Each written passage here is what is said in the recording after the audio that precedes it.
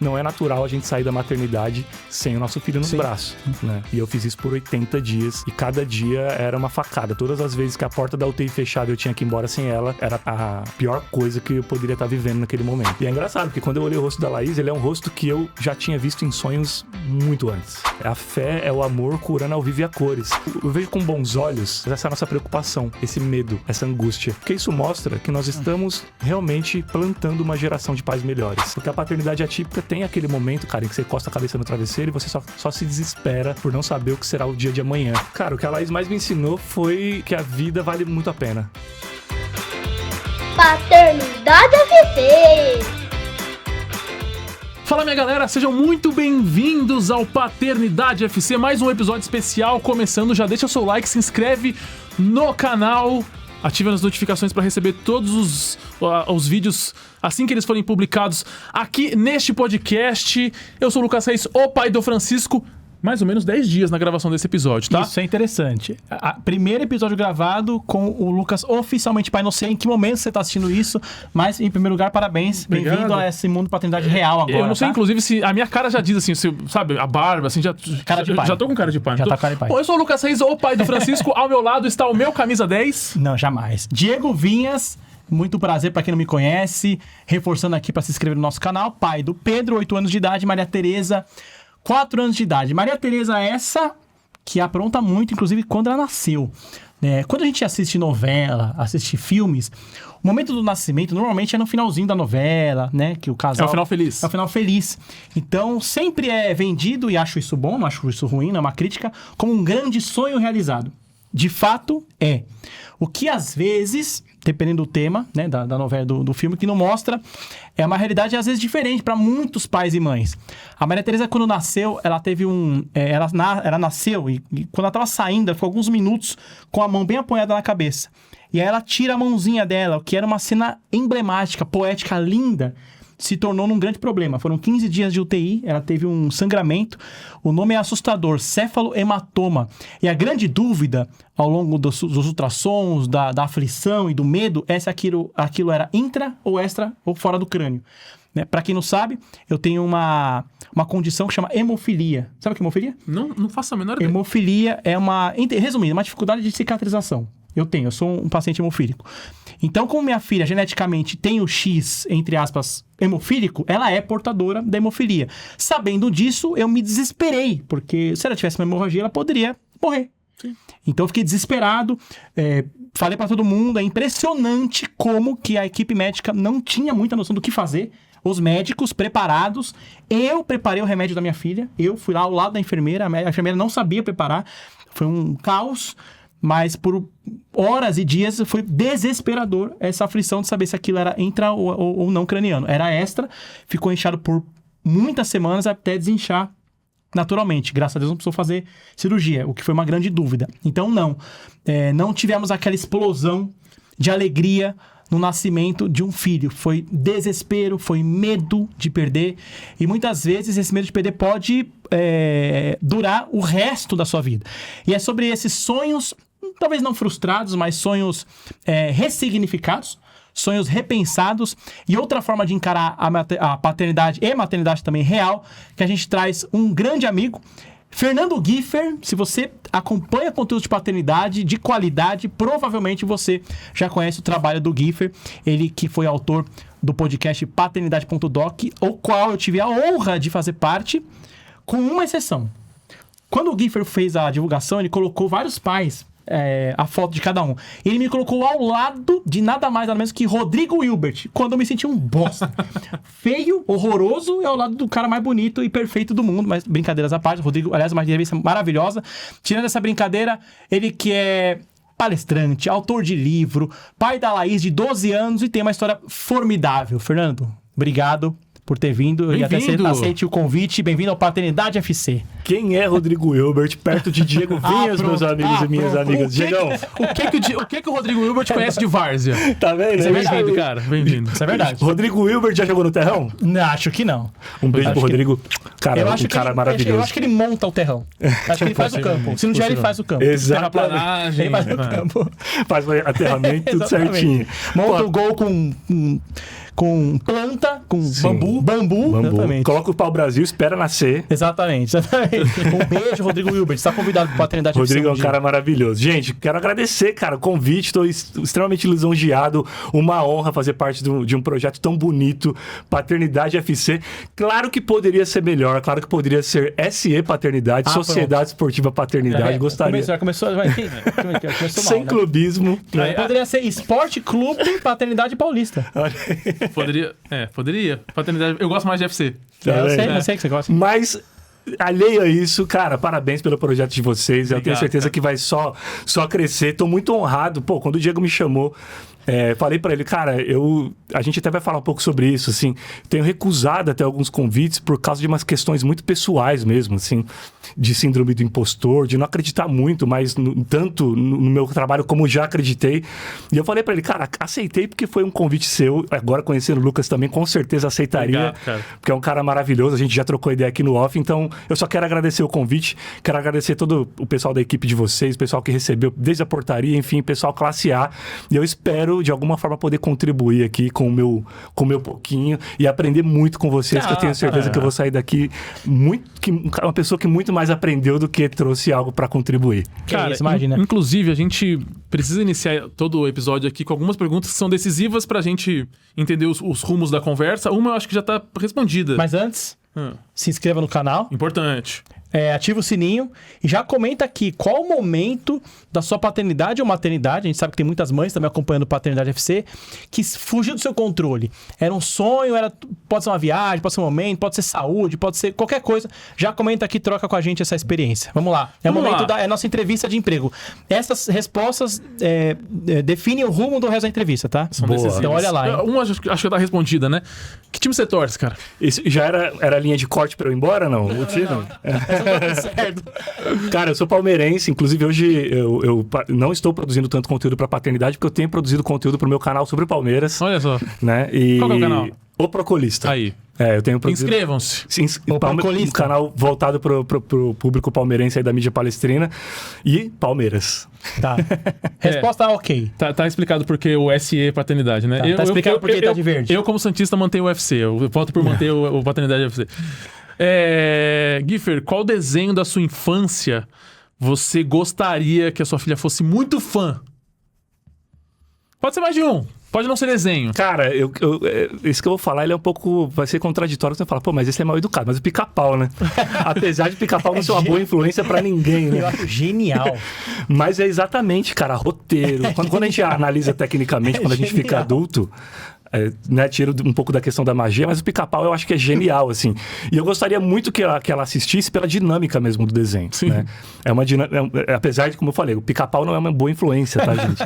Mas a dinâmica do desenho é uma dinâmica muito legal. Então, falando dos desenhos da minha infância, talvez o Pica-Pau. Se não fosse desenho, por exemplo, eu escolheria um Rá-Tim-Bum da cultura. Rá-Tim-Bum é sensacional. Que é sensacional. A cultura de A a Z, né? Existe uma diferença grande entre Rá-Tim-Bum e Castelo Rá-Tim-Bum. Sim, são dois programas distintos. Não, eu tô falando do Rá-Tim-Bum, mas o Castelo também é absurdo. Que a produção. É muito bom também. Eu parei de ver a cultura quando entrou o Castelo Rá-Tim-Bum. Então, quando brigam sobre o melhor, eu sou time Rá-Tim-Bum.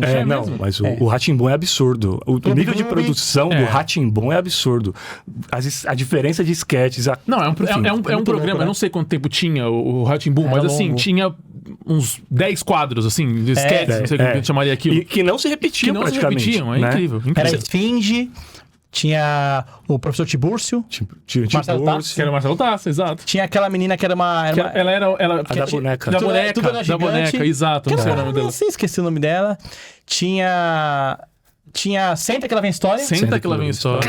Cara, tinha aquela vinheta. Aquele repórter meio estranho. Lembra do aviãozinho na Paulista? Aviãozinho na Paulista. Que era a Mama Brusqueta. Jura? Mama Brusqueta. Não sabia. Opa! Nossa, que eram dois extraterrestres dentro do aviãozinho e ficavam de roupa na Paulista. Eu vou pesquisar aqui. Caraca. Pesquisem. Explodiu na sua cabeça agora. Deem um Google em quem é a Mama Brusqueta. Quem não sabe, quem é jovem. Cara, eu gostaria muito... Eu acho que também não é um bom exemplo, tá? Mas eu gostaria muito que meu filho assistisse Cavaleiro do Zodíaco. Cavaleiros do Zodíaco. É muito violento, sangue demais. Não é um bom exemplo também, mas enfim, eu gosto muito. Mas, Gosto acho que a muito. gente tá meio absolvido, porque querendo ou não, a gente tá trazendo referências da nossa Da geração. nossa geração. E a nossa Perfeito. geração Outro mundo. não foi tão exemplar Não assim, foi, digamos. não foi. Vamos lá, pra fechar... Acertei, tá? É mesmo? Aqui, ó. Daí a gente vai botar a imagem aqui pra vocês verem, mas eu vou mostrar aqui pra você, aqui, ó. O 000, lembra o 000? Não é possível. É uma brusqueta aqui. Vocês estão vendo aí na tela, aqui eu tô mostrando. exatamente. Caramba. É isso. Não Pois ia é, saber tá disso nunca, cara. Nossa, buguei, eu realmente buguei. É, fala aí. Pra fechar, Giffer, Eliana, Mara Maravilha, Xuxa e Angélica, ranqueio de 1 a 4. Cara, Xuxa. Essa é Xuxa boa, hein? 1? Xuxa 1. Angélica 2, Eliana 3 e Mara 4 sem vaga pra Libertadores. G3 ali, né? Sabe que a Mara Maravilha era minha vizinha, né? Sério? Sério, tenho boas histórias pra contar da Mara Maravilha, mas Conta é melhor uma. contar em off. Não, não, Ah, é? não posso. É mesmo? Não posso. Bom, algumas fofocas que não dá, assim. Eita! Mas coisas do tipo, namorado no capô do carro e ela andando assim. Acabou, não contei. Ou não seja, eu contei. coloquei ela num bom lugar, então. Um excelente lugar. Ótimo, então tá Meu Deus bom. do céu, velho. Vamos lá. Não, vamos lá não, quero saber o ranking de vocês rapidinho. O namorado no vidro ou ela? Não, o namorado no capô do carro, assim. Eu quero saber por que vocês segregaram a Jaqueline Petkovic e a Mariane. Petkovic. Quem que é a Mariane? A Mariane. A Mariane da nossa época, Não é então. da Não minha sei por quê. É. Mas enfim, elas estão A com gente vaga não na lembrou. Sula ali. Pegaram vaga na Sula, no máximo. O meu ranking é Xuxa. Eu não lembro. Acho que é igual. Xuxa, Angélica, Eliane e Mara. Eu coloco Eliana no segundo lugar. Sério Eliana? mesmo? Pô, você Meus dedinhos? assisti muito Pokémon no Eliana e Alegria. Meus dedinhos. É. Ah, não, mas o Eliane e Alegria já era na Record, não é isso? Já na Record, já na Era na Record. Não, o Eliane e Alegria era legal. Era 1 da tarde, ali na hora do almoço. Ah, Chegava não na lembro escola. o horário, Cara, cara. é verdade, Não era lembro. legal. Eu acho que eu coloquei a Angélica, não sei, mas eu... Tá brigando ali, né? Cabeça a cabeça. Exatamente. Quando a gente era pequeno. É que eu gostava de Caça-Talentos, velho. Que era um Caça-Talentos era programa... muito bom, era muito e eu, bem E eu feito. tinha vergonha de gostar, porque eu já era um Eu senhor. também. Eu já não tinha mais idade pro Eu já era um Caça-Talentos. senhor. Então eu assistia na surdina, ali ligava, quando alguém chegava, eu mudava de canal. Aí já colocava colocava no jornal. Falei, não, tô vendo no jornal. O pessoal saía e voltava pro É Caça-Talentos. como se fosse um pornô que a gente estivesse assistindo, né, velho? Era algo proibido. É tipo eu gostar de Bon Jovi. Você pode gostar de Bon Jovi, só não pode dizer que você gosta de Bon Jovi, entendeu? Cara, Eu quando vim era- pra cá ouvindo molejo. Não, mas aí E eu você- sou um cara do, Você eu sou um ouviu cara do certo, rock, do eu tenho rock, banda de exato. punk, eu sou banda de punk rock, né? Então, quando eu falo pra galera que eu escuto pagode 90, a galera meio que não acredita. Mas é isso, nos anos 90 eu era muito roqueiro e tinha um pouco de vergonha de Não ouvir podia pagode. dizer, não podia Hoje dizer. não, hoje eu abro os vídeos do carro, bicho, eu coloco o molejo no talo e vambora. Já era. Olha essa bateria, né? que esse cara- Olha esse baixo. Mas o meu irmão, quando a gente era pequeno, eu sou caçula. Somos 4 irmãos e meu irmão mais próximo tem 3 anos mais que eu. Então a gente viveu a infância junto. Então na época da Xuxa, que tinha a nave que ela ia embora, a gente disputava quem ia pra TV dar um beijo na TV pra ser despedida da Xuxa. Caramba, A gente ia mano. fazer isso. Tanto é que a gente achava que o peido da Xuxa tinha cheiro de morango. A gente endeusava a Xuxa de um jeito absurdo. É verdade. Eu te contei isso. E aí, como ele era maior Vocês que foram eu... longe, hein? Como ele era maior que eu... Imagina a conversa entre os dois. Ele era maior que eu, ele sempre me empurrava. Então ele sempre ganhava e dava o beijo na TV. Então eu tive que escolher a Angélica Entendi. sobrou. Era o backup. e recusar a Xuxa, dizendo pra mim mesmo que eu não gostava mais da Xuxa, e a ponto de colocar um pôster da Angélica ao lado da minha cama. Pra me provar que eu gostava mais da Angélica. Até virem as Paquitas. Aí eu comecei a gostar mais das Paquitas. entendi. Tinha a Letícia Spiller. Sim. Aí eu, Foi uma estratégia da Xuxa. eu ouvi muito Paquitas, inclusive, viu? Na minha infância. É isso, é só isso que eu queria falar. Que infância, hein? Que infância. Mas, Gui, vamos lá, cara. Fale sobre você, como foi o nascimento da sua filha, da Laís, 12 anos de idade, não é isso? 12 anos. Conta Laís fez a 12. sua história pra gente. Vamos lá. Bom, Laís fez 12 anos agora em janeiro. Nasceu em 2014, no ano da Copa ali. Um pouco antes, né? Da Copa do Brasil. A Copa do 7-1. Também fugiu muito do nosso sonho ali, né? A Fugiu Copa das muito, Copas. exatamente. E, cara, na verdade, quando eu comecei a me relacionar com a minha esposa atual, que ainda é minha esposa, né? A gente tá junto há 16 anos. Ela não poderia ter filho, né? Porque ela teve trombose na primeira gestação dela. Eu tenho um enteado de 24 anos que mora comigo, enfim. Quando eu o conheci, ele tinha 8. E depois dessa primeira gestação dela, ela teve trombose. E a mulher, quando tem trombose, ela não pode mais engravidar. Pelo menos é uma orientação médica. Não é nem que não pode, mas ela tem que fazer um Sim, tratamento. não é recomendado. Mas tem alguns Não riscos é- a mais. A minha Exato. esposa, por exemplo, não tem trombose e a orientação pra ela o tempo inteiro, grávida, viajando com meia de compressão, Exato. levar a meia de compressão pra maternidade, já é uma questão pra uma pessoa que não tem nada com Sim. trombose. Alguém que tem, o histórico vai ser muito melhor Então, mesmo. e aí, então, assim, não é recomendado, né? De novo, se você for fazer um tratamento diário ali durante a gestação, você meio que minimiza os riscos. E por ela não poder, cara, eu sempre amei muito a minha esposa e eu abdiquei do meu sonho de ser pai, porque eu tinha esse sonho. É um sonho que meio que não existiu ali até os 24 anos e depois do nada eu falei, cara, putz, ser pai ia ser legal e tal, mas aí eu a conheci, descobri que ela não poderia ser mãe e eu falei, não, tá tudo certo, pra ficar com você eu abdico desse sonho e vambora. Só que num descuido ela acabou engravidando. E aí... Porque as coisas fogem do nosso controle. Porque as coisas fogem do nosso controle. Não foi planejado. Não foi planejado. Tá. Justamente por isso, porque a gente falou, não, então vamos seguir a orientação médica. Eu não vou nunca colocar a sua condição de saúde em risco Claro. para realizar um sonho meu. Até porque ela já tinha realizado dela, ela já era mãe, né? E aí, quando ela engravidou, primeira coisa, bom, então agora a gente vai procurar o médico, né? E o vascular, para ver se é acompanhamento diário, para não correr risco nem para você e nem para a criança. E foi o que nós fizemos. Nós fomos no vascular dela, que ela fazia acompanhamento já praticamente desde quando aconteceu a primeira vez. E eu pesquisei absolutamente tudo, assim. Quando o teste de gravidez assinalou positivo, eu me tornei pai ali, né? Porque tem muitos pais que se tornam quando vê a criança mesmo, quando nasce e tal. Isso é muito particular. Eu não, cara. Quando ficou positivo, eu incorporei essa parada de ser pai. E aí eu comecei a pesquisar tudo, desde dos 30 mil nomes que eu queria dar para o meu filho, até as questões de saúde para minha esposa. E eu fiquei muito ciente ela tem que tomar uma injeção meio que diária de anticoagulante durante toda a gestação, tem a questão da meia e tudo mais. Então, vamos marcar para uma consulta, porque é óbvio que ele vai indicar tudo isso. O que aconteceu foi que, na consulta, o médico meio que negligenciou tudo. Ele falou, não, você tá bem, não vai precisar fazer nenhum tratamento e tal. Quando ela voltou e falou isso, eu falei... Não tá certo o que ele tá falando. Mas, ao mesmo tempo, a gente é leigo. Não sei se a medicina evoluiu. Eu não sei. Ele tem uma orientação que ele estudou para aquilo. Então, a gente meio que... Beleza, vamos seguir o rumo. No final da gestação... No final não, porque minha filha nasceu de 6 meses, né? Então, assim, no quinto... Bem prematura. Bem prematura. Prematura extrema. Ela nasceu na 29ª semana, quando o correto é 40 semanas, né? 40ª. Quando chegou ali lá pro dia 15 de dezembro de 2013... Ela começou a ficar muito inchada. E aí ela começou a sentir uma falta de ar absurda. Porque qual que é o receio da trombose, né? Para quem tem trombose? Aquele trombo se desprender e se tornar uma embolia pulmonar. Que pode ir pro coração, que pode ir pro cérebro, dar um AVC, que pode, enfim, matar a pessoa.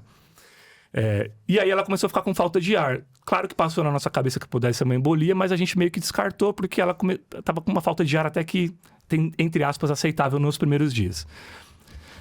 A gente foi pro médico, quando ela estava com muita falta de ar, as médicas, as ginecologistas mandavam ela para casa. Não, você tá inchada porque isso faz parte da gravidez, essa falta de ar é porque você tá cansada, você tá ficando, né? A barriga tá crescendo e tal. Cara, a gente voltou umas 4 noites seguidas com ela passando mal. E todas as noites eles mandaram ela para casa. Na tarde do dia 25... na tarde do dia 28, porque ela passou o Natal passando mal, né? A noite de Natal ela passou mal. Lá pro dia 28 de dezembro, a gente voltou à tarde pro hospital. E aí eu cheguei e falei, olha, não tem como, ela não tá conseguindo respirar, ela não... Sabe, alguma coisa precisa ser feita, algum exame. Eles não tinham tirado nenhum raio-x ainda. Porque tem essa coisa do... a mulher grávida na reta final não consegue respirar. Cara, minha esposa foi ter isso nas últimas 2-3 semanas. Então... Tipo, já tá com o barrigão muito grande, já não tem mais posição, fica com a barriga pra cima e não consegue respirar, mas, cara, com 6 meses não, desculpa. E outra, cara, e o pé dela tava gigante já, tava muito inchado. E aí, nesse dia 28 de dezembro, eu cheguei pra eles e falei, precisa fazer alguma coisa, porque eles não queriam tirar raio-x, porque também a mulher grávida não faz bem e tal. Mas eu falei, cara, precisa fazer alguma coisa. Cara, foi muito louco, assim, porque todas as vezes mandaram a gente embora. Nesse dia...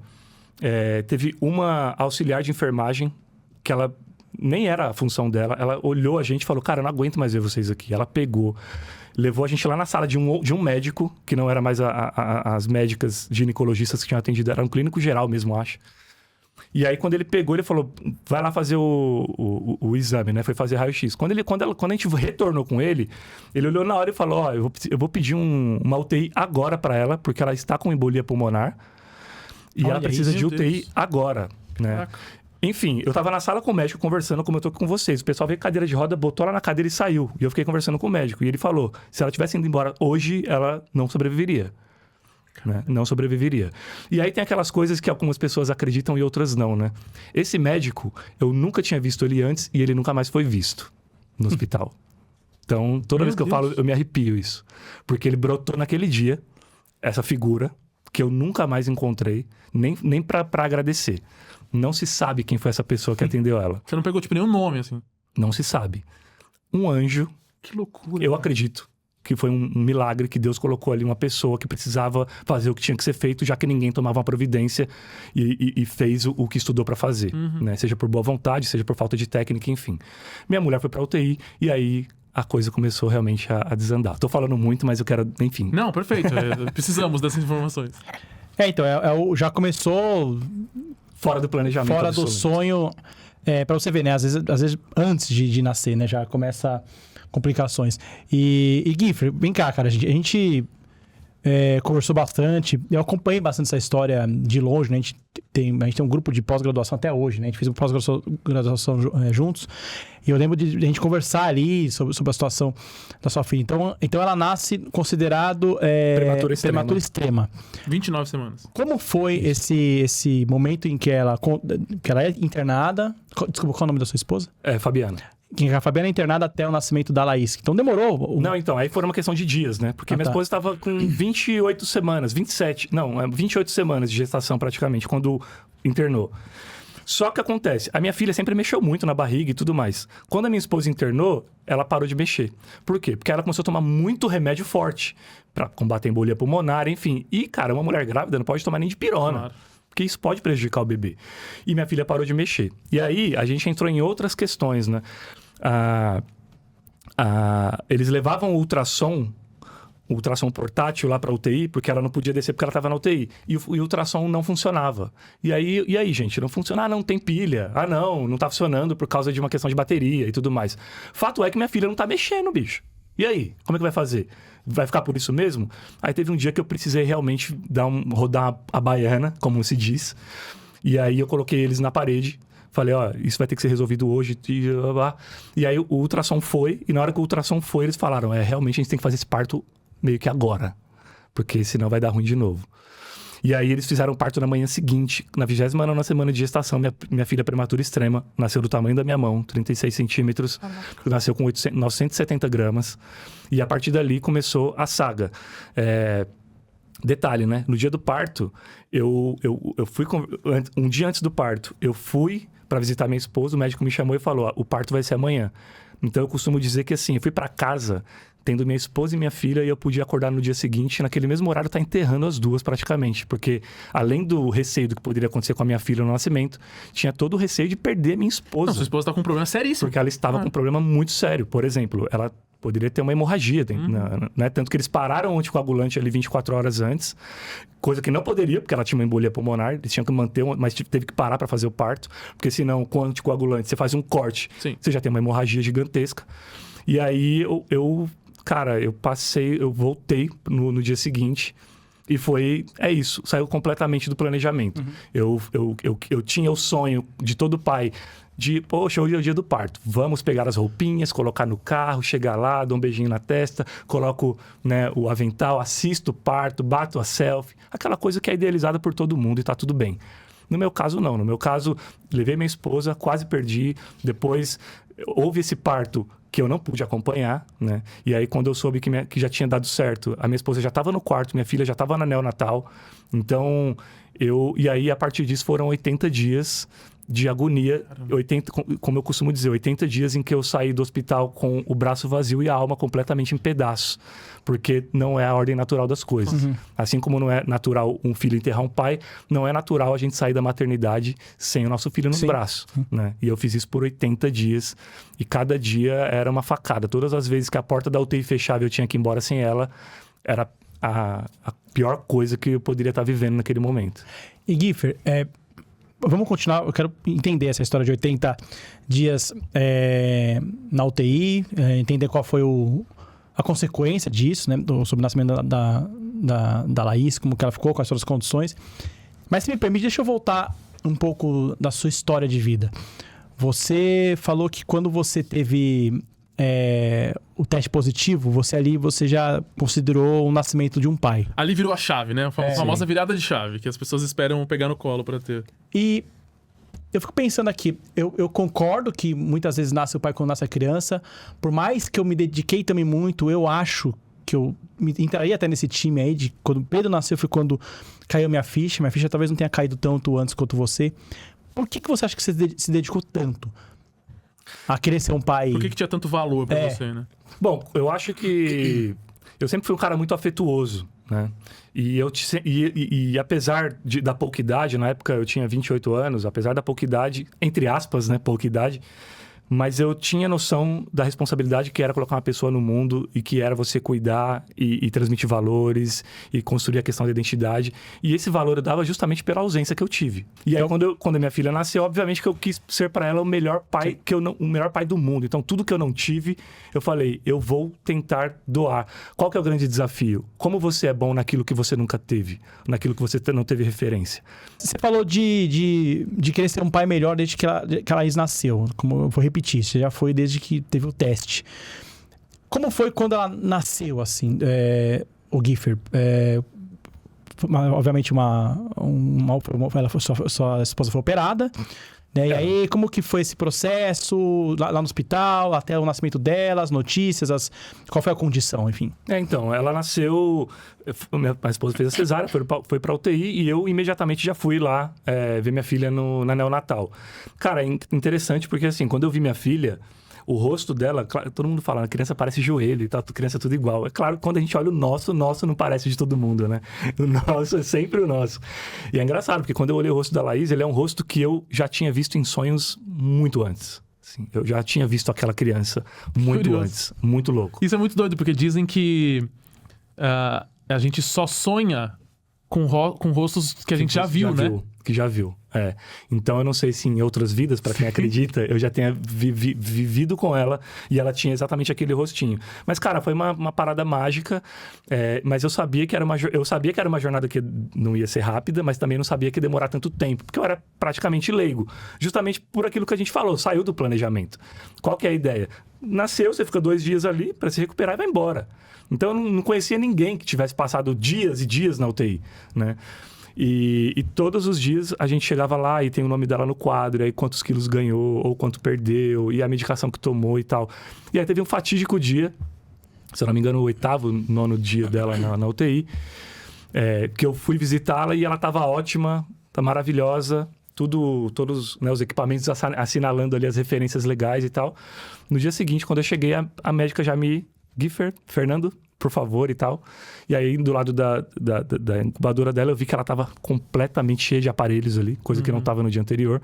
E aí ela explicou que durante a madrugada ela teve uma hemorragia intracraniana, ela teve uma hemorragia no pulmão e ela teve hidrocefalia. Ela teve um combo de problemas. Tudo isso é fruto da prematuridade ou por outras questões? Tudo isso é fruto da prematuridade. A prematuridade extrema, essa hemorragia intracraniana, é natural que ela apareça numa prematuridade extrema. Exatamente nessa janela ali, de 6 dias a 8 dias. Pode ser que não apareça, mas pode ser que apareça. E no meu caso, a gente não escapou, né? Essa hemorragia intracraniana, a gente foi para tomografia e tal, era grau 1. Essa hemorragia, ela evoluiu depois para grau 3. Qual que é o problema dessa hemorragia? É uma espécie de AVC que ela sofreu. Só que isso trouxe a paralisia cerebral e trouxe a deficiência intelectual moderada, que é o que a gente vai acompanhar o resto da vida. É o que nos acompanha, né? Então, eu continuei visitando ela. Eu fui todos os dias, porque, cara, calhou de assim... Quando aconteceu isso, a minha vida ela virou realmente do avesso. Eu perdi o meu carro, eu perdi a minha casa, eu perdi o meu emprego. A parte boa, eu fiquei com tempo livre para visitá-la. Então, todos os dias da minha vida... Da vida de UTI da minha filha, eu estive lá do lado dela. Uma dúvida, nesse meio tempo, e sua esposa? Ela seguiu internada? Não, a minha esposa ficou internada alguns dias sem ver a filha dela. Isso que eu ia falar, ela não em viu. Que momento ela consegue ver a filha? Eu vi a Laís primeiro que a minha esposa. Sim. Ela foi ver a filha dela, sei lá, depois de uma semana. Caramba, Por quê? Porque aí ela desceu do quarto, quando ela conseguia andar, ela foi lá e olhou, e depois ela foi se recuperar em casa. Eu continuei visitando a Laís enquanto a minha esposa não tinha condições de visitá-la, né? E aí depois, sim, ela melhorou e fez as visitas. Então, todos os dias eu estive lá. Cara, e foi realmente, assim, muito desafiador. A UTI neonatal, UTI, como no geral, é realmente muito impactante, né? E é muito louco porque a gente vê todos os pais e crianças entrando e saindo. E você não sai. E você continua ali. E todo mundo vem e vai embora. 3 meses, né, cara? Muito tempo, né? E aí, cara, e é muito louco porque a gente meio que forma uma família também ali, né? Um torcendo pelo outro e tal. E UTI, independentemente se é o neonatal ou não, né? Até adulta. A UTI é assim, você vai fazer uma visita, a porta tá fechada. Se a visita é 1h, meu irmão, deu 1h01 e essa porta não abriu, alguma coisa tá acontecendo lá dentro. E aí tá todo mundo desesperado aqui fora. E aí, eu sempre falo, cara, essa é a parte mais dolorosa da UTI. Porque você naturalmente torce para não ser o seu. E quando você torce para não ser o seu, naturalmente você joga para que seja de uma outra pessoa. Olha que loucura. A UTI ela é desumana nesse sentido. Porque é óbvio que você quer o bem pro outro. É óbvio que você quer que todo mundo saia de lá. Mas quando você torce para não ser o seu, naturalmente você tá jogando energia para que seja de alguém. E... Que louco isso, né, velho? Muito louco. Que foda. E é muito louco, porque na UTI da Laís, olha só, cara, as crianças, né? Quando uma criança tá mal na incubadora, começa a apitar. Sim. E era muito louco, porque quando uma criança começava a apitar, outras começavam a apitar também. É como se tivesse uma coisa de energia ali, né? Como se tivesse uma compadecida com a outra e tal, tipo, meio que se apoiando ali. Era muito, muito desumano. E aí era isso. Aí todos os dias... Aí depois chegou a fase de fazer o canguru, né? Quando eles colocavam ela aqui, ficava igual um ratinho mesmo. E aí é o que eu falei. Eu segurava com o dedão as costas dela... com o meu mindinho eu batia na bundinha dela e segurava a cabeça dela com o dedão, né? E com a outra mão segurava a perninha. E ela ficava estatelada.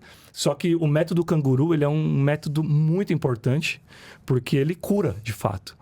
Porque eu costumo dizer, cara, ali a fé é o amor curando ao vivo e a cores.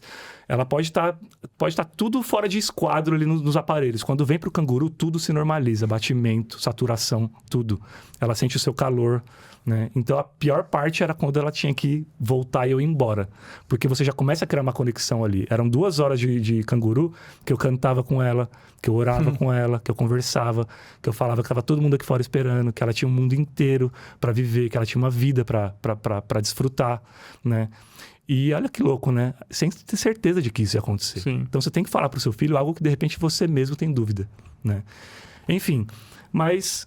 Graças a Deus, depois de 80 dias, né? A gente teve esse prazer de sair com ela nos braços também do hospital. Vocês venceram, né? Ela venceu. E não dentro de um caixão, como a gente acabou vendo outras crianças saindo também. É muito doido ouvir você falando tudo isso, porque, enfim, o Francisco nasceu, tem 10 dias... E eu acho até que eu tive a virada de chave antes, como você falou também. Eu queria ser pai, eu tinha isso já mentalizado, eu tava muito organizado com a minha esposa. Quando ela engravida, eu sinto que o comportamento já muda, a minha cabeça tava diferente. Só que eu fiquei os 9 meses ouvindo as pessoas falando assim, quando você pegar teu filho no colo, dá um negócio que é completamente diferente. E eu fiquei esperando esse momento, né? Só que o Francisco nasce e o parto do Francisco não foi um parto... entre aspas, bonito, prazeroso, sublime, um momento mágico. Não foi isso. Explosão. Não teve a explosão de alegria. Porque quando ele nasce, precisou ser uma cesárea. Quando o médico disse pra gente, é normal que nesse contexto ele nem chore, demore um pouquinho, talvez tenha uma dificuldade de respiração, etc. Fique tranquilo, é normal. Quando ele, de fato, nasce, acontece exatamente o que o médico nos diz. E ele não chora, ele vai direto ali pra uma incubadorazinha, a médica manipulando ele... coloca o oxigênio, etc. E ao invés do momento de explosão de alegria, o choro meu, da minha esposa, da equipe médica, rojões, família, blá, blá, blá. Ao invés desse momento extraordinário, é um momento de tensão. Que eu imagino que seja o que você tenha vivido vezes 10, porque você não estava nem vendo. Então, quando o Francisco nasce, eu só consegui sentir tensão. Eu só consegui sentir medo. Porque ele não chorava e eu comecei a ver que a médica pediatra ela não estava acelerada, mas ela estava 100% concentrada ali porque tinha alguma coisa. Tem um momento em que eu olho pra minha esposa tá ali sendo operada ainda, eu olho pra ela com o olho cheio de lágrimas, depois eu falo pra ela, esse momento eu não tava emocionado, esse momento eu tava tremendo de medo. E eu ouço a médica falando, vamos Francisco. Pô, nessa hora eu tava destruído, né? Tava pensando, o que tá acontecendo com meu filho? Bom, no final das contas, ele teve só uma dificuldade de adaptação. Ele respirou logo depois, precisou pra UTI também. E foram 3 dias de UTI. 3 dias é nada perto de 80 dias, perto até do que você ficou. Mas é engraçado você falar isso, ô Lucas, porque quando você fala isso aí, obviamente que não dá pra gente definir o que é um problema maior ou menor que o outro, né? Claro. Exatamente. Mas o meu filho, eu tenho 2. O meu filho, ele... O mesmo medo que eu senti com o primeiro foi igual com a segunda. E assim, olhando hoje... Mudou as circunstâncias, não mas o sentimento mesmo. aconteceu nada demais, assim, né? Até pra questão sua, Gui, assim, se você tivesse... Qual a maturidade que você tem hoje, se você tivesse um segundo filho com as mesmas condições? Você ia saber outras coisas, mas você ia ter o mesmo medo, cara. Um aperto no coração certamente seria o mesmo. O Pedrinho, ele, ó, eu fiquei com medo. Tipo, esse negócio da explosão é legal que você falou, esse negócio da explosão de alegria. Eu também não tive, cara. Ele nasceu, aí beleza, teve contato com a mãe, mas aí ele teve... falaram que não tinha formado o quadril inteiro. Acabou. E eles falam com naturalidade. Acabou. Acabou a alegria, acabou a felicidade. Porque daqui uma semana tem que fazer a ultrassom pra ver se estava tudo certo. A possibilidade de usar aquele suporte que a criança fica com as perninhas pra cima. Cara... Aí a Maria Tereza nasceu, teve a hidrocefalia não, a cefalematoma. Porra, velho, medo. UTI. Aí a grande dúvida era se fazer a cirurgia ou não. A equipe médica da Hospital das Clínicas ficou um embate entre a equipe de hemofilia e a equipe de cirurgia do Instituto da Criança, falando que não precisava, e a equipe de hemofilia falando que precisava. Ficou assim... Imagina a gente vendo os médicos decidirem, com dúvida. Eles estavam com dúvida na nossa frente, argumentando um com o outro o que tem que fazer, outro tem que fazer. A gente falou, caralho... Porra, velho. Se vocês não sabem, eu me dou ao direito de ficar desesperado. E aí, olhando o da Maria, eu olho pro Pedro e falo, porra, não foi nada demais. Mas se eu tivesse o terceiro, a mesma sensação. Medo, cara, dá medo. Porque não o sonho que parece ser. A criança vai, nasce e tal. Não é foda, velho. Os nossos dias de hospital... Que, de novo, foram minúsculos perto do seu, mesmo perto do seu, foram dias em que eu não fiquei esperando a explosão de alegria. Eu fiquei esperando o alívio, assim, de falar... Puta, só tira esse menino da UTI. É angústia, né, cara, que não passa. Vamos sair da UTI, pelo amor de Deus, vamos sair da UTI. Então a gente ia lá pra UTI o tempo inteiro e tinha uma bebê que nasceu com 29 semanas. Agora que você falou que eu me lembrei. Eu olhava o pezinho dela lá na incubadora do lado, era um pezinho minúsculo, assim. Você se pega ali torcendo também pra essa criança. Mas eu o tempo inteiro pensando, a gente precisa sair dessa UTI, a gente precisa sair dessa UTI. Cara, é um momento que ele vai mudar a sua vida pra sempre. Sim. Aquele intervalo. De repente durou 10 minutos. Pra você durou 2 horas aqueles 10 minutos. De repente tava dentro da janela, esperada pelo médico. Mas pra quem tá acompanhando, porque assim, se o seu filho falece, você vai ser um cara incompleto pra sempre. Porque você vai ser um pai que perdeu um filho. Perfeito. A partir dali, qualquer coisa que acontecer, a sua vida mudou. Se o seu filho vai pra casa, você vai ser pai. Sim. E o que o Diego falou é verdade. Cara, não tem dor maior ou menor, né? Porque é isso. Você ficou 3 dias lá, eu tenho certeza que esses 3 dias, eles foram equivalentes pra você aos 80 que eu vivi. Talvez. Assim como os 80 que eu vivi foram equivalentes ao quem fica 9 meses. E é isso. Não tem uma dor maior ou menor do que a outra, né? Mas... Cara, eu vou querer ouvir melhor a sua história, Diegão, porque eu sei que teve a questão da hemofilia com a pequena, que, né, de repente acho que é legal você compartilhar também. Mas eu vejo com bons olhos, entre aspas, essa nossa preocupação, esse medo, essa angústia. Por quê? Porque isso mostra que nós estamos realmente plantando uma geração de pais melhores. A gente está vivendo aquilo de fato, né? Não passa indiferente. A gente está fazendo algo que deveria ter sido feito a vida toda.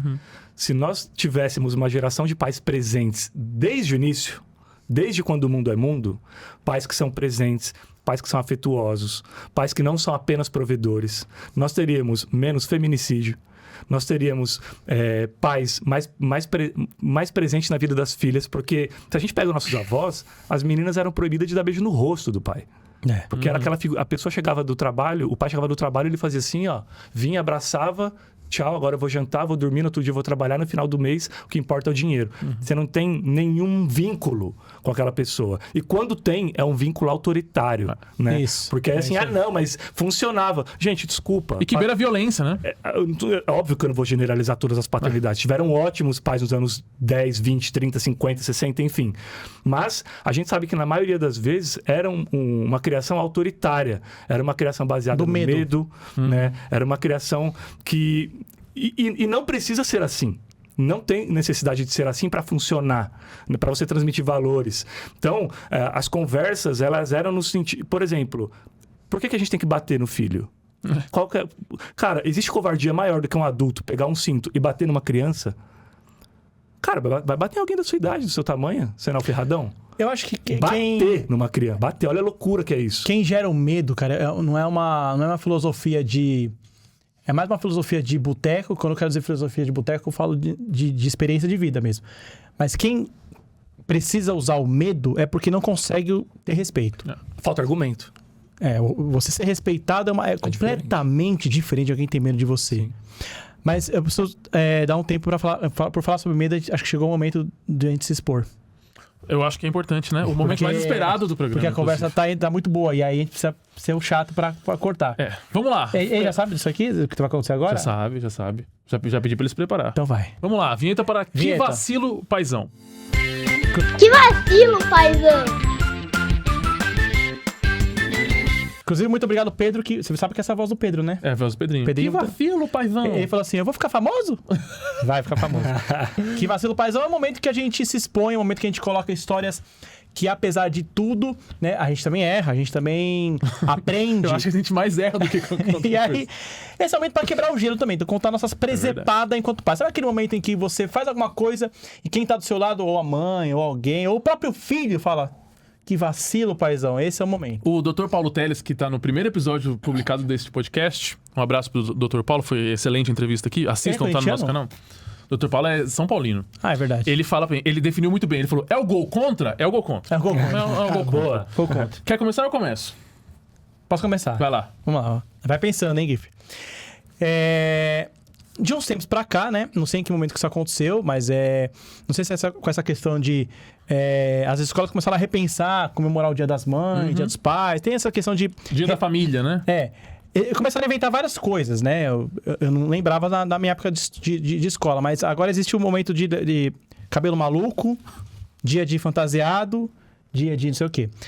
Calhou de uma semana ter 3 dias seguidos da minha filha. Quarta, quinta e sexta seriam... Numa ordem, eu vou inventar aqui a ordem, não lembro, obviamente, que eu não lembro, mas a história engraçada é justamente por isso. Primeiro, cabelo maluco, depois dia do pijama, depois dia da fantasia. Vou repetir. Cabelo maluco, dia do pijama, dia da fantasia. Muito bem. Eu muito feliz, muito animado. Caprichei pra minha filha aí, né? E ela foi de princesa no primeiro dia, que era de... Cabelo maluco. Cabelo maluco. Todas as crianças, assim... É um dia do ridículo, né? Que é o dia mais legal. Então ela ficou muito brava porque ela não teve mais uma chance. E só ela de princesa. Mas assim, muito princesa. Acho que ela tá a mais princesa de quando eu coloquei ela como princesa. Tia, então ela já chegou já... No capricho. Todas as crianças olhando pra ela. A única... Esse é o cabelo ridículo? A princesinha aí? É a princesinha, então. Então esse é o seu ridículo, então. Aí, beleza. Não, foi. E já começa a dar aperto no coração quando você chega na esquina da escola e começa a ver as crianças. Começa a ver a pessoa chegando de mão dada com a mãe. Não tinha o que fazer. Não tinha como voltar. Vai. Maria, agora vai. Fala pra ela que esse é seu ridículo. Beleza. Dia seguinte eu não vou errar. Pijaminha, tal. Era o dia da fantasia. Pô, mas aí, Diego... No dia que todas as meninas estavam de princesa, era de gata borralheira. Era de pijama, tudo... cabelo rasgado. Do jeito que acordou. Naquela hora, eu já tinha perdido as contas, velho. Eu só sei que no dia seguinte já foi de novo de pijama, repetiu a roupa. Eu caguei os dois, eu consegui errar os 2 primeiros dias. Tadinha. Só faltou mandar ela sábado pra escola, pra matar, assim, cara, chave de ouro. Consegui errar de 3, eu errei 2 dias. Eu posso ter perguntado, não me dei conta, eu sei que eu errei os 2 dias. Então ela foi de princesa no dia do cabelo maluco. E foi de mendiga... No dia da princesa. Com todo respeito. Não posso falar, desculpa, gente. Ela foi de pijama, mas assim, ela saiu da cama, com o jeito que tava, o cabelo desarrumadinho dela, e foi pra escola. Ela foi no mix de pijama com cabelo maluco no dia da princesa. É isso. É isso mesmo. Que vacilo, hein, paizão? Que vacilo. Eu tenho um recente, né? Bom, eu tenho um do primeiro. Eu tenho um do primeiro dia do Francisco em casa. Uma semana de paternidade, é isso? Não, eu vou dizer que foi no primeiro dia, tá? Primeiro dia. O Francisco chega em casa numa segunda-feira. Mas é bom isso, sabe por quê? Porque até agora, Gui, ele ficava contando a história dos outros. Que eu não tinha direito. Agora eu quero ver, vai. Dia 1, Francisco em casa. Tava frio, né? O nosso apartamento é frio. Dia 1 de 85 anos. Exatamente. Estamos há 1 dia sem fazer cagada em casa. O nosso recorde é de 1 dia. A gente chegou em casa, tá um dia meio frio, beleza. Pô, ó, Francisco, seu quartinho, que legal, ó, que maravilha. Pintamos a parede pra você, blá, blá, blá, blá, blá. veste essa roupinha aqui, foi sua avó que deu, sei lá, qualquer coisa. Cara, foi ficando mais tarde, foi fazendo muito frio e a gente sabendo que o bebê tem necessidades especiais com relação a calor, né? Eles são mais friorentos. Então cuidem dos seus bebês, da temperatura dos seus bebês. Cara, o Francisco não dormiu essa noite. Foi a noite 1 dele em casa e ele passou acordado. Ou nós passamos acordado, porque ele só dormiu no colo. E aí isso que você falou do canguru, porque tá quentinho, tá gostoso, tem batimento cardíaco, não sei, enfim. Ele só dormia no colo.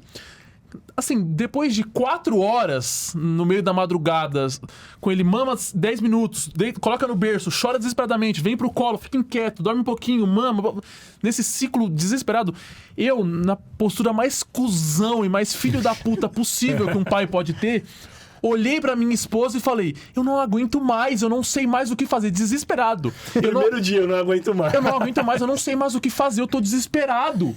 Falei pra ela, a minha esposa, recém-operada de uma cesárea, com os hormônios aqui, ó, né? Chorando a cada 15 minutos, segundo ela, porque estou grávida. Ela falou: por que você tá chorando? Porque eu tô grávida. Minha esposa, nesse turbilhão, olhou pra mim e falou assim: calma, vai dar tudo certo. No dia seguinte eu acordei... A Rafaela vai pro céu, velho. No dia seguinte eu acordei e falei assim: nossa, desculpa, eu fui um bosta, cara. Eu fui muito cuzão. Porque assim, cara, o problema não era meu, sabe? O máximo que eu tô fazendo, eu tô um pouco acordado segurando o moleque. Foda-se! Não é uma questão, não deveria ser uma questão. E eu olhei pra ela e falei: cara, eu não sei mais o que fazer.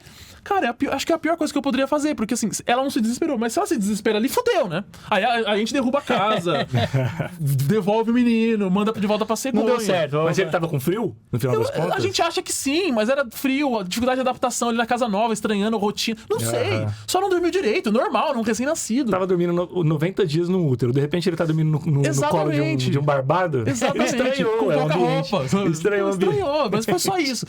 Mas o vacilo foi a frase. O vacilo foi a minha postura, eu acho. Foi a minha postura com ela, cara. Sim.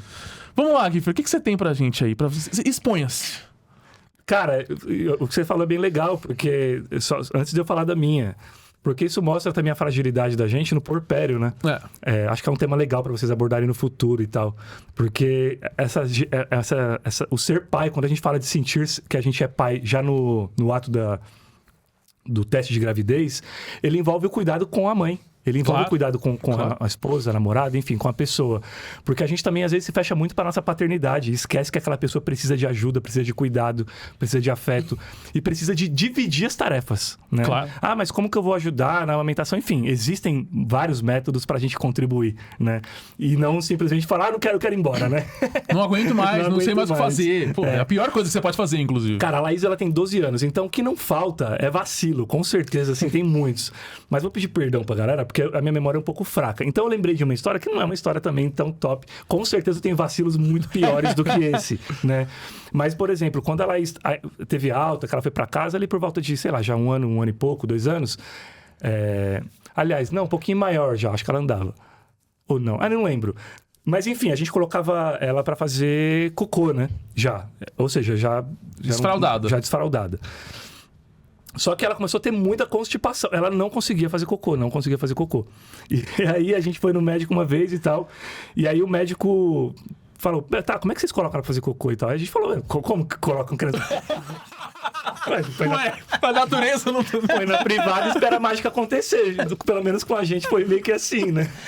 Tem que ficar apertando. Mas aí ele falou uma coisa que é tão óbvia e que eu saí de lá e falei: puta, eu não acredito que a bichinha sofreu tanto tempo por uma vacilada minha. Ela não encostava o pé no chão. E se a gente não encosta o pé no chão, a gente não consegue fazer cocô. Tanto que tem gente que fala colocar banquinho, né? Justa por quê? Porque o que faz? A gente precisa fazer força. E o pé estando no chão é a sustentação que a gente precisa. Nossa, eu nunca pensaria nisso também. Nunca pensei nisso. E aí ele falou: não, se você sentar ela na privada, a perninha dela tá assim, a bichinha não... Tadinha. Eu falei: mano, não é possível que eu fui tão panguão, mano. Falei: vou testar. Cheguei em casa, na hora que eu coloquei um banquinho, rapaz, parecia que tinha dado lactopurga pra criança. Eu tinha um mês de merda pesada, velho, que era só encostar o pezinho da bichinha em algum lugar. Falei, cara... Que tecnologia, né? Que tecnologia. Porra, baita tecnologia e tal. Exatamente a tecnologia que os maias usavam e tal, que eu acabei não usando. Caramba, Enfim, cara. um vacilinho. Não, eu acho um vacilo significativo, cara. mano. E eu me vejo fazendo, velho. Eu não pensaria nisso. Não tá encostando o pé no chão. Aprendeu uma hoje, hein, ó. Não Aprendi. pode, o Lucas, essa não pode cometer mais. Não vou cometer mais. Caraca, essa foi foda, hein, Cara, mano? isso é muito... E sabe o que é muito doido? Agora, já convivendo com o bebê, assim, todos os dias, o tempo inteiro, de forma muito intensa, eu me vejo fazendo... resvalando, eu falei isso pra minha esposa outro dia, eu falei, eu resvalo em vacilos paizão a cada segundo, tipo, outro dia eu levanto assim da cadeira de amamentação, tava ninando ele, fui colocar no berço, a cabeça dele passou raspando no armário, assim, sabe? Cara. Tipo, o tempo inteiro, sabe, no fio da navalha, assim, o tempo inteiro você tá sujeito a dar uma Diego, vacilada. E fala pra ele que assim, quando crescer e começar a andar, cara... Eu acho que foi, eu não lembro qual humorista que eu vi falando isso, e é real. Ele falou, cara, quando a criança tem ali uns 2 anos, o objetivo dela é morrer. E Exato. Você só tem que O salvar. nosso trampo é preservar pra que ela não morra, porque ela fica o tempo inteiro querendo Tem que colocar em perigo. Então, por exemplo, você quase matou seu filho agora, quase bateu a cabeça. Exato. Mas pode ficar sossegado que daqui a pouco ele vai começar vai a se bater. jogar dos lugares e tudo mais. É bizarro. Exato. Mas vamos lá, Giffer. Caramba, já estamos com 50 minutos já. Caramba. Giffer, Eu falo, né, mano? fala mais sobre a Laís, como é que ela tá hoje, como que foi esses highlights de 12 anos. Aliás, daqui a pouco eu preciso pedir dicas de você, porque a minha tem 4, então eu quero saber o que vem pela frente aí, né? Porque vai ter treta, né? Como é que tá a Laís? Como é que tá a educação, a saúde dela, as condições? Laís está bem, graças a Deus. Inclusive, eu estou aqui, mas ela está operada em casa, né, Diegão? Comentei com você, ela acabou de operar as 2 pernas. Tá bom. Na semana passada. Então, eu adiantei minhas férias do trabalho até para cuidar dela. E larguei ela um pouquinho lá com a esposa para ela estar aqui com vocês. Aí ela operou, foi uma orientação médica. Porque o que acontece? Ela tem uma paralisia cerebral espástica. E isso faz com que os membros dela, ao longo do tempo, eles atrofiem, eles entortem, enfim, aí já começa. Então, por exemplo, a perninha, a gente teve que bloquear o crescimento de uma perna para igualar com a outra, porque estava uma maior que a outra. E essa perna aqui, ela estava curva para dentro. Então, a gente também teve que fazer a correção nas duas. Mas era já a 4ª, 5ª cirurgia que ela faz nas pernas, assim. Então, ela tem essa paralisia cerebral, mas ela tá vivendo super bem, né? A gente não teve mais crise de epilepsia, que é uma coisa que a gente sofreu também durante um tempo, tomou medicação há muito tempo já que ela não toma. Então, tá meio que equacionado, essa questão tá equacionada. Ela está na escola, a escola regular, ela está na 7ª série, mas claro, o acompanhamento dentro da sala com ela é diferenciado, a forma como as lições são passadas, as atividades, é uma atividade adaptada para a realidade dela. Ela começou a se alfabetizar agora, de fato, quando as crianças já estão na 7ª série, Sim, já estão aprendendo outras coisas. Mas hoje ela fala, graças a Deus, anda, né? E é isso, ela tem uma deficiência intelectual moderada, mas é uma criança super feliz, conversa com todo mundo, enfim. Então, graças a Deus, as coisas estão caminhando. Palmeirense também? Muito palmeirense. Vai no Allianz comigo, né? Aliás, no Bank Park agora. E agora ela tá na fase de futebol. Ela tem os hiperfocos. Agora o hiperfoco dela é futebol mesmo. Então ela conhece todos os estádios da Série A, da Série B. Conhece os escudos da Europa, do Brasil, enfim. Caraca, que maneiro Cara, isso. é a primeira Copa que ela vai ver maiorzinha, provavelmente. Que vai se lembrar. Sim, ela lembra da de clubes do ano passado muito, né? E ela tá acompanhando muito essa agora. Inclusive, assim, cara, tem que fazer hora extra pra comprar álbum, porque esse negócio é caro. Ainda. Calma, espera daqui 3 Copas pra você ver. Sempre piora, né? Entendeu? Mas ela tá nesse hiperfoco. Então, às vezes, eu vejo um jogador que eu falo, cara, que jogador é fulano de tal e joga em tal time lá da Bósnia. Meu Deus, que maneiro. Né? Então, Bonitinho. ótima convidada pro Paternidade do Futebol Clube. Tá porque é mais voltada ao Futebol Clube. É verdade. Tá convidadíssima pra vir pra cá. Cara, eu vou fazer uma Mas é pergunta isso. que parece pergunta de fechamento, mas se tiver mais alguma, pode fazer, tá? Tá tudo bem. Que você mais... Acho que você pode falar mais por você, mas você pode falar pela sua casa. O que vocês mais aprenderam, assim, com a Laís, cara? Qual foi a grande lição dos 80 dias de UTI, das cirurgias na perna, das epilepsias, de tudo que vocês enfrentaram pra chegar até aqui? O que você acha qual que é o saldo, assim? O que você... Puta, a minha vida se transformou assim, a lição que eu tirei pra vida é essa aqui, sabe? Cara, o que a Laís mais me ensinou foi... que a vida vale muito a pena. Vale muito a pena. E assim, tipo, é uma criança que não reclama de nada, ela só sorri, ela só brinca, ela é muito feliz. E ela me ensina todo dia, porque eu tô ficando um velho rabugento, reclamo de tudo o tempo inteiro, mas ao mesmo tempo, todos os dias eu aprendo com ela que por que eu tô reclamando? qual que é o meu problema de fato, né? Ela só ri. Então, assim, ela me ensinou muito sobre amor ao próximo. A minha filha, ela não vê cor, ela não vê credo, ela não vê partido político, embora nós tenhamos a nossa ideologia política, que eu obviamente passo para ela, vou transmitir, mas ela não enxerga isso, né? Ela enxerga pessoas, né? Ela enxerga o que as pessoas têm. Muitas vezes ela tá no mercado, ela dá oi para as pessoas nem olham para a cara dela. E ela, papai, você viu? Eu falei, filha, a pessoa não viu e tal, e tá tudo certo. E ela não remói aquilo, né? Eu levava ela no parquinho antes, tinha mãe que tirava o filho perto da minha filha para não brincar, e tudo que ela queria era brincar só. Ela só queria brincar. E nem por isso ela queria o mal de alguém. Então ela me ensinou muito sobre amor, sobre resiliência, né? Porque ela é uma criança muito resiliente. Então, assim, cara, deu errado, mas vai dar certo. 1 passo para trás e 2 para frente. Hoje é um dia ruim, mas amanhã vai ser um dia bom. Nenhum dia ruim dura para sempre. Então, tudo isso foi o que ela me ensinou e me ensina. Com certeza, e eu acho que o Diego pode falar isso, e você também já com o Francisco, são os nossos maiores professores da vida. O que a gente aprende com eles todos os dias, a gente não vai aprender em escola nenhuma, a gente não vai aprender em lugar nenhum com qualquer pessoa que seja, né? Eles vão ensinar pra gente todos os dias. Mas os pais, e aí falando com os homens, a gente tem que se permitir aprender.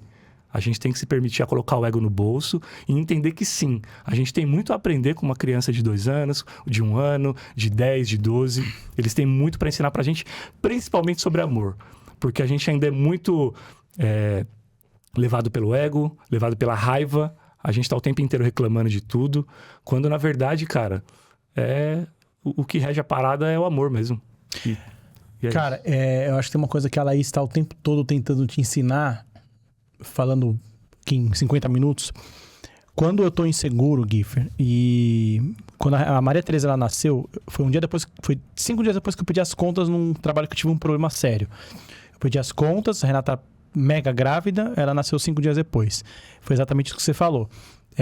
Eu tava desempregado e ela ficou na UTI. Tipo, por que ela ficou na UTI? Justamente quando eu tava desempregado. Era um trabalho que me consumia o tempo, cara. Eu não conseguia imaginar se eu ia dar conta de ficar com ela tanto tempo, 15 dias, trabalhando. Eu acho que não. Quando eu me questiono, Giffer, sobre meu trabalho, quando eu questiono sobre minha carreira, eu tô te falando isso abrindo meu coração mesmo. Claro que eu faço terapia e tal, mas as conclusões. Eu sempre lembro do Pedro e da Maria. Eu sempre lembro que nada é importante. Então, talvez a grande lição que a Laís está tentando te dar, desde que ela nasceu, é quando você falou sobre insegurança, quando você falou sobre ansiedade, quando você falou sobre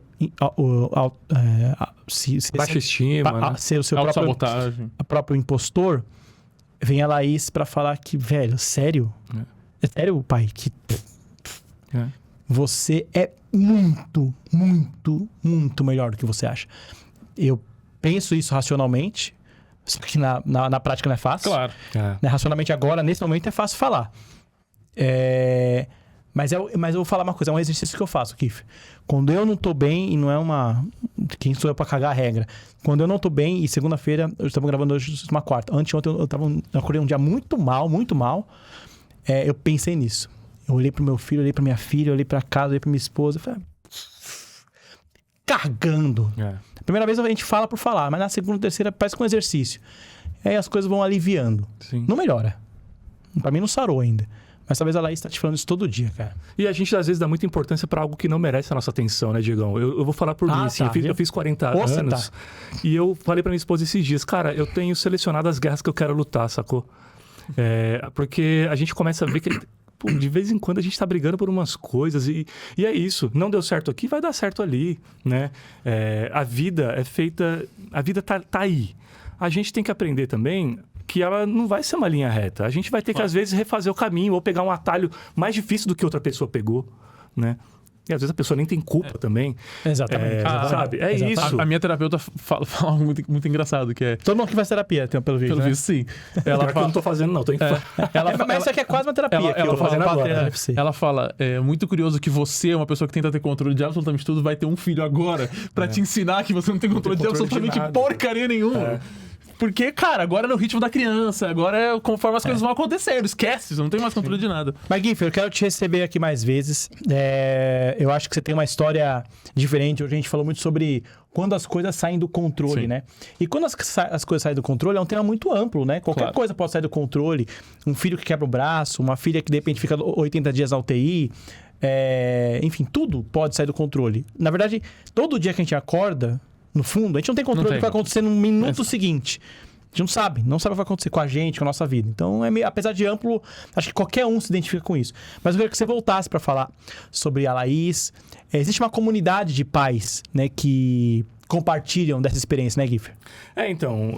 Existem muito pais atípicos, como tem mães atípicas. E, cara, é realmente uma parada muito solitária, né? A gente não tem uma grande rede de apoio. Então, eu acho que o Paternidade FC dando holofote, dando luz para uma causa tão importante que é a paternidade atípica, eu estando aqui ou não, mas certamente serei um espectador, eu acho que é extremamente importante, valoriza, obviamente, o projeto, e porque mostra que o projeto tem valores que passam por inclusão, que passam por diversidade, né? E existem muitos pais hoje que precisam ouvir outros pais que passam pela mesma adversidade, pelo mesmo desafio, para que eles troquem, para que eles se inspirem de alguma forma. Claro. Porque a paternidade atípica tem aquele momento, cara, em que você costa a cabeça no travesseiro e você só se desespera por não saber o que será o dia de amanhã. Nós, pais atípicos, nós não temos o direito de morrer. Não existe nada mais profundo do que isso. É verdade. Você não ter o direito de morrer. Porque eu não posso deixar minha filha aqui. Eu não posso, né? Então, a gente precisa dar as mãos, conversar a respeito disso, né, entre outros pais, para que a gente siga em frente, para que a gente consiga ter forças para entregar para eles o melhor que eles precisam, em termos de terapia, em termos de ombro, em termos de palavra, de orientação, enfim. Então, óbvio, quero agradecer demais o convite de vocês. Fiquei muito honrado, fiquei mais feliz ainda com o papo. Espero que, enfim, tenha plantado a sementinha. Com certeza. Né? Contem comigo sempre que vocês precisarem, né? Não posso contribuir com nada, mas com o que eu puder, contem comigo. E é só isso. Diegão, você é monstro. Baita paizão. Valeu. Obrigado, Lucas, cara. Deus abençoe. Pra te achar parabéns, em redes sociais, pra achar seu livro, dá pra achar isso? Nas minhas redes sociais, @Fernando Giffer, em qualquer rede social, na verdade. O livro Diamante no Acrílico, Entre a Vida e o Melhor Dela, tá disponível, acho que no site da editora ainda, que é uma editora do Rio de Janeiro, chama Metanoia Editora. Se entrar no site, tem. Esse livro você conta a história dos 80 dias. Cara, esse livro eu conto desde do teste de gravidez até o dia do aniversário dela de 1 ano, que é quando as expectativas diziam que não ia acontecer. Sim. E é um livro muito legal. Teve essa expectativa médica, inclusive. Sim, exatamente, né? Então, é um livro que eu lancei em 2015. Ela tinha 1 ano quando eu lancei um livro. Eu lancei lá na Livraria Cultura da Paulista, que eu acho que nem existe mais, né? É verdade. Ali do Conjunto Nacional. E foi muito legal. É uma Magazine Luiza agora. Agora é Magalu. E foi muito legal, porque eu assinando o livro com ela na mesa comigo. Que assim, bonitinho. foi muito, muito legal. E é um livro que eu fiz exatamente isso. Coloquei minha dor de lado, abri um baú dificílimo de abrir, mas para de alguma forma tentar inspirar pais que passam pelo mesmo que eu passei, porque eu acho que é isso. E convido você também, como já te falei em off, né, você que tem as questões relacionadas à hemofilia. Sim. Né, é um grande comunicador, é um baita jornalista, um influenciador de prima, o Diego, que tem uma questão de saúde. Que um almoço que paga não faz, brincando.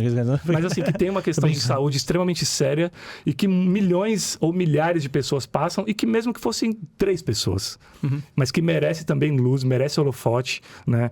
Porque assim como a prematuridade, a hemofilia provavelmente também é um tema muito marginalizado pelo Estado e pela mídia, né? Ou seja, não existem políticas públicas, não tem lei, não tem matérias, né? Sempre é uma luta para a gente conseguir dar luz para esse tipo de tema. É verdade. Então, se você sentir no coração, mano, leva isso, né? Abraça essa causa, porque muitas pessoas que vivem a hemofilia, elas vão entender que você é uma referência, você é a voz que, de repente, hoje a causa não tem. Eu vou pensar nisso, com muito carinho, cara.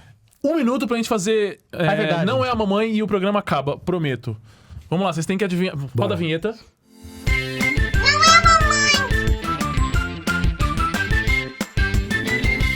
Não é a Mamãe, a gente faz uma competição entre nós e o convidado. Obviamente que eu não ouvi, mas o convidado tem prioridade para responder primeiro, caso ele já saiba quem é. Cara, tá muito fácil, tá muito fácil. Muito fácil.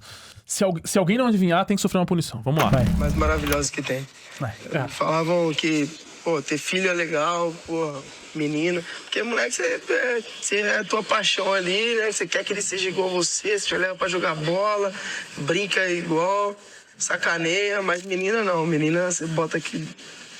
Foda, né? Não, esse aqui É um carinho diferente, vai né? tocar, esse aqui só eu. É fácil, é o Pelé. Que esse cara? É fácil esse. Sou feliz. Sou feliz. Por favor, Giffer, Papai. quem é? Bom, viu o Romário. Também, é verdade. Tá Vitória vendo? dupla, vitória dupla. Quero ver quem vai acertar 2, hein? Os próximos convidados. verdade. O outro eu não ouvi. Adulto Ney aí, né? Adulto Ney. Vamos ver o que vai acontecer aí na Copa, né? Não sei Estamos quando é que... gravando antes da Copa. É Não verdade. está assistindo, se o Brasil já deu bom. Você já foi eliminado na primeira fase perdendo pro Haiti, saiba que deu ruim. Acertou? Acertou. Menino Neymar. Ney em entrevista ao Romário TV. Falando isso aí, sobre ó. ser pai de menino e de meninas. Giffer, obrigado, vamos nessa. Acabou, tá? Fernando Giffer, muito obrigado, cara. Foi muito bom. Bom demais. A sua história é linda, você é incrível, cara. Parabéns Imagina. pela Laís, parabéns pela história de vocês. Por que você falou que a história é incrível e ele é lindo? Eu não entendi. Você também é lindo. Bom. Incrível. Eu acho que exatamente. Achei- a história achei é bonita, mas eu sou linda. Pô. Obrigado mesmo, Sabe cara. qual era o apelido, sabe qual era o apelido dele Qual era? Não lembro. na pós? Qual? Latino. Latino, ó, pô. Baby me leva. É, verdade. Não foi só na pós, viu? Em vários lugares que eu fui, a galera falou que parecia latino. Eu fico lisonjeado. O latino é bonito, não é? Mas atualmente não. É, Não? tá estragado. Mas eu tô latino hoje. Não. Pô, eu tô latino, né? Dos tempos O áureos. atual nem latino é, ele parece a mão brusqueta agora. O latino? Você viu como que... Você não viu o que ele fez? Ele tá parecendo Você não viu a... Como é que chama esse o negócio? diabo do Alto da Compadecida? Ele tá harmonização parecendo o facial? escudo do Do Atlético Atlético Goianiense? Goianiense. Puta, o latino vacilou. Pô, latino. Bom, você não tá fazendo o escudo do Atlético Goianiense, fica tranquilo. É isso, Obrigado, gente. cara. Gente, muito obrigado. Obrigado, Digão. Nem é, mano. Você- Tamo você- junto. você é Vamos- brabo. Vamos finalizar aí na central pra todo mundo dar tchau. Gente, se inscreva no nosso canal, comenta aqui, vai na nossa rede social, cortes de GIF e tudo mais, vai estar lá no Instagram do Paternidade FC. Valeu, é nóis. Valeu.